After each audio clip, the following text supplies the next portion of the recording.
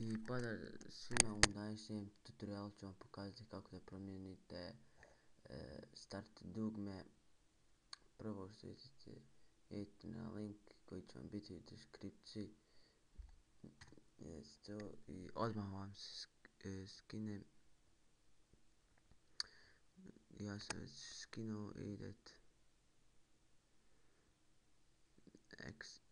extract to desktop, ok, i ovako vam dođe folder, idete otvoriti folder, idete run as administrator, obavezno to morate idete select change start button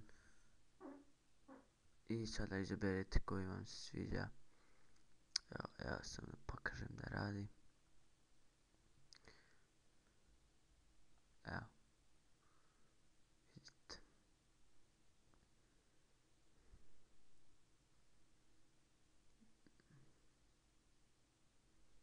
Evo, vidite da se promijenilo i to je to današnjeg tutoriala. Pozdrav do sljedećeg tutoriala.